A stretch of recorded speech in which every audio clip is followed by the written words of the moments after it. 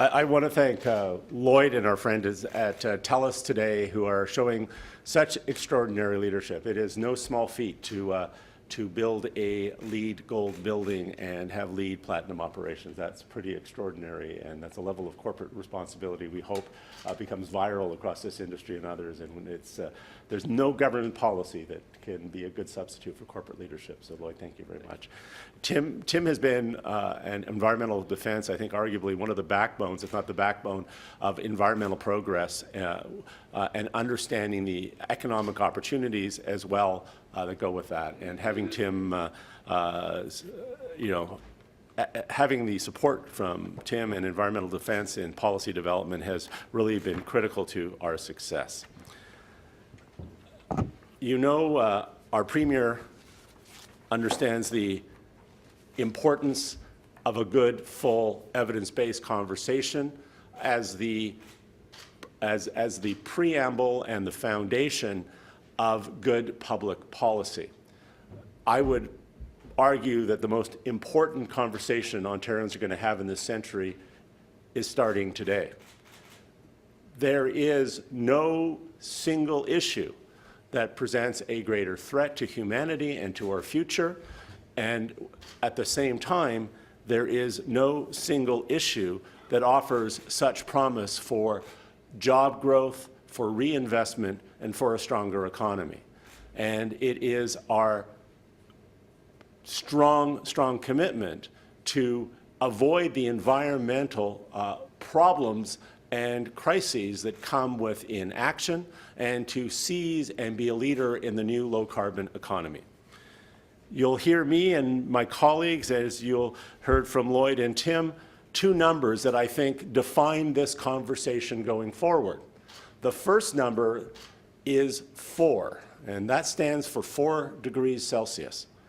That after 20 years of international negotiations and attempts to get effective global action to reduce climate change, we are just coming out of 5 years with the highest greenhouse gas emissions in human history, which means that we're now tracking in the latter part of this century to a 4 degrees Celsius mean temperature change. Now, if you all go Google that, so here's Google request number 1 for all of my friends who write and report and care about this, go Google 4 degrees Celsius, and you'll find a little problem there. There aren't that much analysis of the impact. You'll see IPCC, you'll see the Royal Academy of Sciences in the UK telling you we're heading there, but scientists never thought we would do this to ourselves. So they're just now beginning to model it. And I think that tells you of the gravity for all of us who are grandparents and parents, how serious that is. And we see that in Ontario in very real time, in very real places. In 2013, when 80% of our apple crop failed. Last year, when 60% failed. When Toledo didn't have drinking water. 400,000 people couldn't even boil out the toxins from blue-green algae from a nutrient-enriched warm Lake Erie. Our food prices are up substantially and are projected to go up as much as 20% because of droughts in California.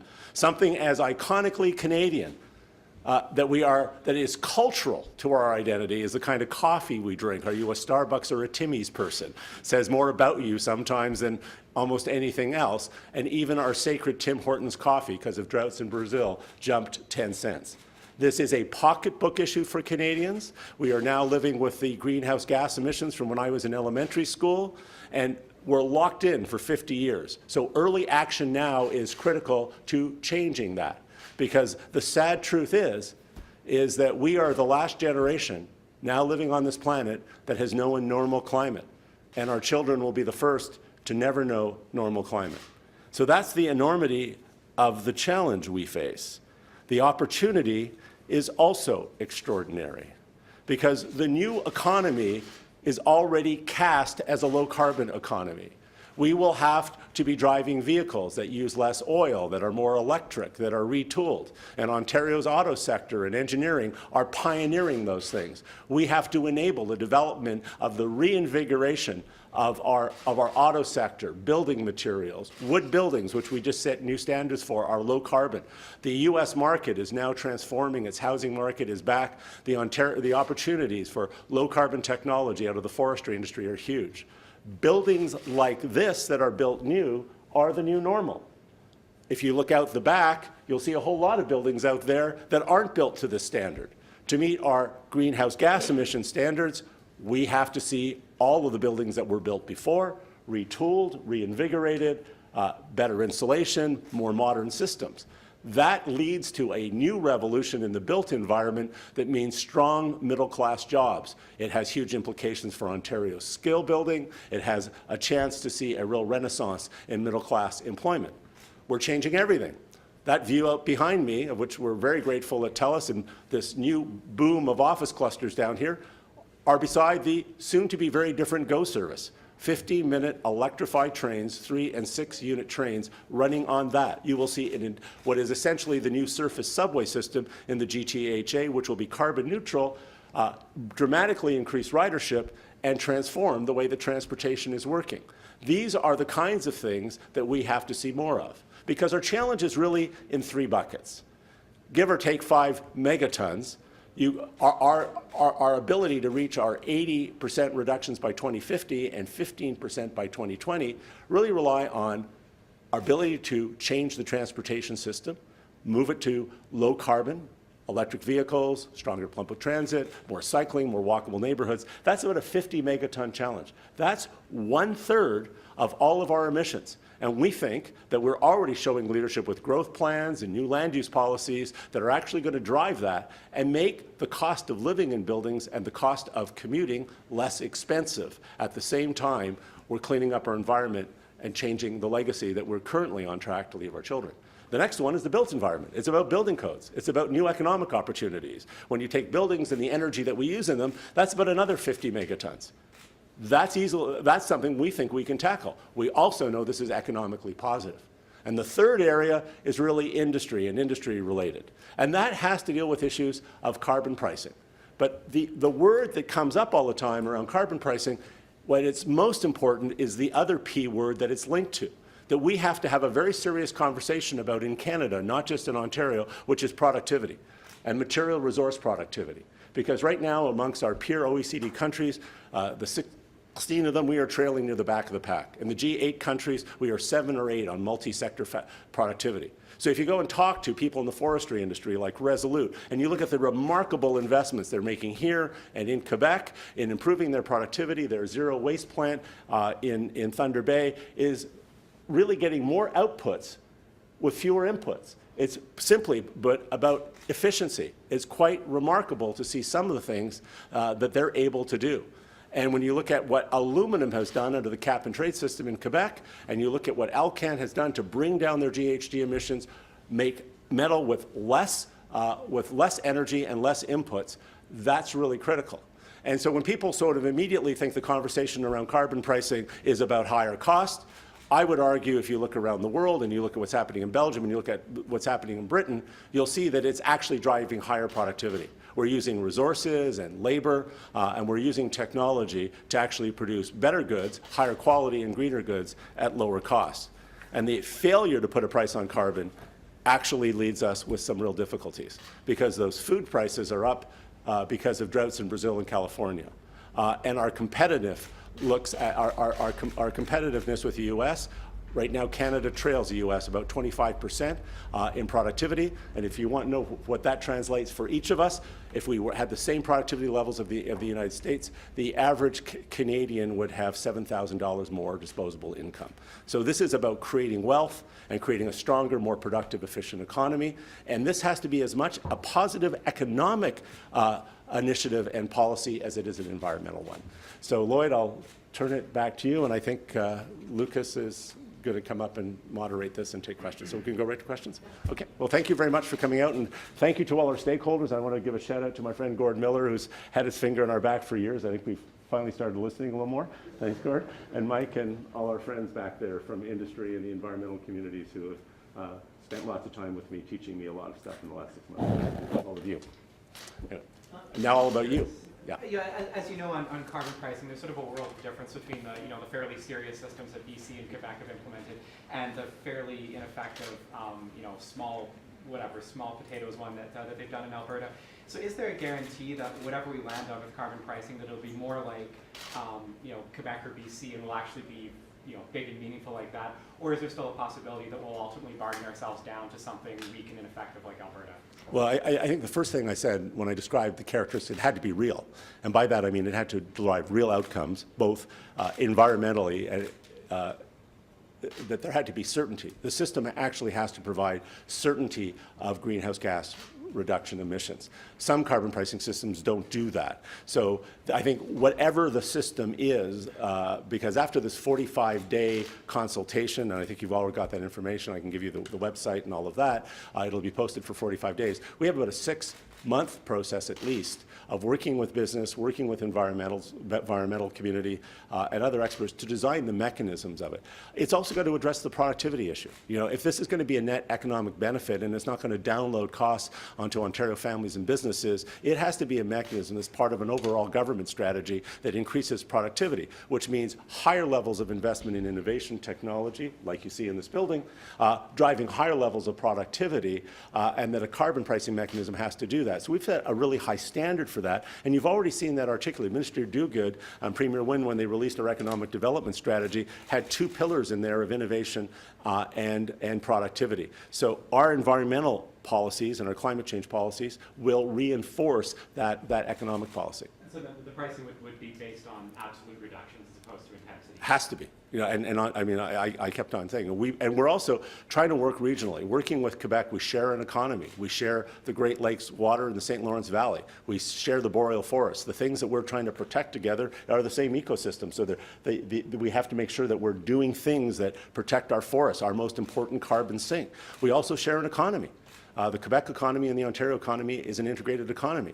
So we have to work to make sure that if you're a forestry industry or you're a retailer or you're a telecom or you're a construction company, you're working with not completely different sets of rules and practices between the 2 jurisdictions. So that's important as well. Glenn, there's no doubt that you've got a gift for the gab, but can you convince Ontarians that not going to pay more if you put a price on carbon? And other governments have tried it in Australia. People turned their back on it. So aren't you afraid that this could work out badly for you in the end? Innovation, which is the foundation of our economy, has a characteristic and a quality that's important. It's transformational leadership, which is what our Premier is offering, and it's the ability to do things that are different than what you've already done before. Doing what we were doing before got us into this mess because we couldn't manage change. We have a high carbon economy. To get to a low carbon economy is going to mean new things, new ideas, reinvigorating our existing industries and looking for new economic opportunities to get the technologies and the new process in place that delivers a low carbon economy. A pricing system is very important to that. We took our time last time in the consultation. We just finished our first 5-year climate policy called Climate Ready. We had a 6% reduction in greenhouse gases. We did that without a carbon price. We did that by closing coal, and that conversation led us to do that. We exceeded our 2014 target, or we were hoping to come close to exceeding our 2014 target. We're now doing our next 5-year plan. So we will build this in a way that is economically positive for Ontarians, because some of the choices that we make are perverse subsidies. We are subsidizing a lot of polluting technologies and a lot of polluting activities in our economy, and we have to look at a shift away from that into greener choices and more affordable choices for Ontario families. Can I just get clarification as to why the government didn't talk about a carbon tax prior to the last election, and even when asked about it, dismissed the idea, before the election? In 2008, for example, federally Stephen plan to have a carbon tax was a failure. Was that a consideration as to why the Ontario Liberals were quiet about it? No, we haven't been quiet about it. When we went through our first round on the Climate Ready strategy, we got all the way to where we are without needing a carbon pricing system. As a matter of fact, I don't think it was any secret. The 2008-2009 legislation provided and actually defined what our options were for carbon price and actually restricted what governments could use revenue for and how that would work. So this has been pretty much an active conversation. I think a lot of things happened in the last 12 months that put a lot more pressure on the government to move this up the agenda, and the Premier became very convinced that this was a much more critical issue. As I've said to folks, you talk to an apple farmer who's seen 80% crop failure because of these bizarre springs we have right now where we get early thaws and we get later freezing and we wipe out crops. Pretty important part of food security is a big issue, affordability of food. One of the biggest costs to families this winter is increasing produce and groceries because of droughts. We're concerned about that. This has moved up. We looked across at Lake Erie at Toledo to see 400,000 people who couldn't drink their water and couldn't boil it out. There's been a lot of things that happened in the last 12 months that I think have driven this up, the government's priorities, and the Premier last year said, look, we got to take this much more seriously and up our game, and I think we're doing that. But this has been I've written more columns about this, I think, of almost any other topic. This has not been a low-profile discussion. Has it been amped up as a result of growing concern and the reports that came out last year showing we're tracking for 4 degrees Celsius? Yeah, it certainly has moved up as a priority based on evidence and based on what we're seeing happening in Ontario. So can you clarify if the discussion that we started today on transformation will be limited in terms of jurisdiction to the emissions that are released within the province, or will the government of Ontario act on the upstream and downstream emissions of the total movement of petrocarbons through Ontario? Because it seems like after the meeting with the Premier of Quebec and then the meeting with the Premier of Alberta, that it really remains unclear. Mm-hmm. Well, it does remain unclear. I think that would be fair to say at this point.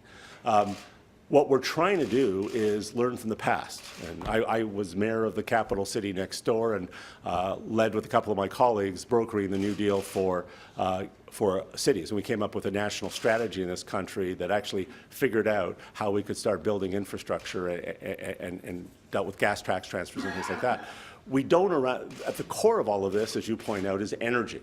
We don't have a Canadian energy strategy. And one of the things Premier Wynne, Premier Couillard, and Premier Clark and others have said, we have to have a larger Canadian energy strategy. How do we maximize green technologies, hydro, wind, solar? How do we get lower cost vehicles and start to electrify our transportation systems? What is the place of oil going forward and fossil fuels, because they'll continue to be part of our economy in a way? How do you safely move them?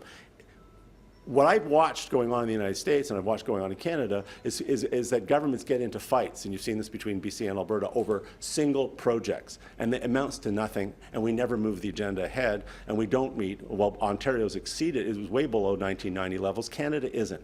So the premiers have said, let's get the energy strategy together. Let's define how much we can maximize green technology. What national energy infrastructure do we have? And what's the place of oil within that allows us, in the case of Ontario, to get to 80 below 1990 levels by 2050, which we think the whole country has to do that. So I think the premiers, in a couple of months in April, are meeting in Quebec to start to broker what that deal looks like. I think it's easier to have a conversation about particularly, especially more carbon-intensive infrastructure once you've got a national plan and you've got your GHG reduction strategy. We've been trying it the other way for decades. I don't think it worked. I think what Premier Wynne, Premier Couillard, and others are trying to do has a really good shot, and I think it's probably a good idea to give them 60 days to see if they can actually start that conversation rolling in the right direction. It's pretty clear, though, the PC party's going to spend the whole spring campaigning against this as a tax grab. Mm-hmm. Almost no matter what you bring in, they're going to characterize it as a tax grab. Are you going to make it a condition that carbon pricing needs to be revenue neutral for the government? Well, we're just starting our discussion right now. If you look at Burlington, for example, which interestingly voted Liberal for the first time last election. Well, what's the big issue there? The big issue there is that their stormwater system, which is brand new, Burlington's a relatively new city, is built to a 100-year threshold for flooding. Well, go talk to Mayor Goldring about how many times their sewer system's been overwhelmed, and how many of you want to pay much higher taxes to pay for Burlington's new sewer system to be at a 300- or 500-year rate. It's a real cost. The hospital in Burlington has had to have its operating rooms replaced because of flooding twice. A brand new hospital built to what engineering standards thought was the normal. But we don't. We have a new normal. And those have got costs. And you can't say to people in Burlington you can't get insurance and talk to the insurance industry about how much they're paying out, and you can't and you have to live with flooding.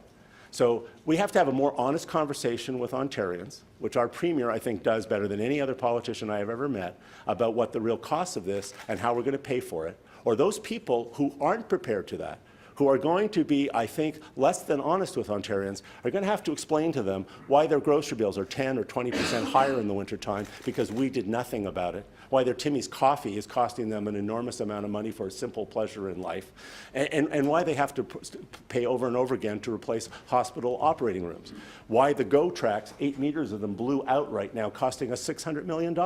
I'd rather put $600 million into rapid transit services and do that. So we're going to look at the pricing system and the revenue to make sure that we've got the money to deal with the cost of it and help families and businesses adjust to the new reality of a rapidly changing economy, a climate and a changing economy. So let's have that conversation over the next few months.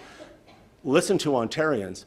Look at affordability for families as an important part of this. Be empathetic to the conditions that families are facing and realize that it's not as simple as discussing one item of one price on one pollutant, that we actually have to look at the decisions we make in total and how they affect the affordability of life for Ontario families. Last question. If you're going to be honest, then why don't you put into the public consultations the impact on people's everyday lives? You talked about hospitals and other things, but in terms of the products and that they buy every day, there's likely to be an impact. And why won't you commit, as he asked, to being revenue neutral? In that case, it removes the whole idea that you're just doing this as a tax grab. Well, you know, I always like to ask journalists questions sometimes. So how do you pay for $600 million worth of GO? You want to just walk away from it and we say, we're just going to let the tracks hang there and we'll shut down the GO service? I mean, these things that are happening right now are real. So how much are you intending then to raise from this carbon tax to pay for all these things? So I think if you ask me that question in the end of the discussion and the modeling that's been done, which is going on right now, and all the work we're doing to look at impacts of inaction, what kinds of early climate change impacts will have on infrastructure and on on the cost of household budgets. And that other, Antonella, the other thing I said is productivity. You know, our productivity right now is relatively low in Canada. You know, I think I would argue largely because of a lot of federal policies over the last 10 years. But we've got to get, if I get our productivity up, to go back to Richard's question, to Badger's question, if the productivity gains are made, then I think you'll see real economic benefits, and much of those costs at any price on carbon would be absorbed through higher productivity. But we're taking, I said this was a serious conversation because these are very serious questions. We're going through 45 days of consultation with, I think, a fairly focused paper. We're going to get experts in there. Ask me at the end what's emerged as the best options that meet that household affordability, meet the higher productivity and real GHG reductions. And how we develop those policies, that pricing mechanism, and then we're going to take 6 months very transparently, and we're going to work with a great number of experts who work with carbon pricing systems all around the world, who run businesses successfully, who have higher productivity in some countries than they have in Canada, and deliver their goods more affordably to their customers than some of their Canadian counterparts are doing. If we can design that larger system to deliver the economic benefits of jobs and more affordability for families, I think we can do that. But that's not a simple conversation. And we as Canadians are better educated. We have a more sophisticated discussion about this than simply looking at only one element as the price. And you can't talk about price without talking about productivity. And I would argue, as someone who has looked at this issue for a long time, chaired the National Roundtable on the Environment and the Economy, that we're not listening to the Kevin Lynch's, and the Roger Martins and others who have been challenging us to up our game in productivity if we really want to make lives more affordable for Ontarians. So we're going to have a bigger conversation that's sophisticated because we think Ontarians are intelligent, thoughtful people. They want to do more than vote and pay taxes. They want to be part of the policy conversation, and they want to make sure the government has policies that support a better future for their children. And I think that's the fundamental goal we've got here.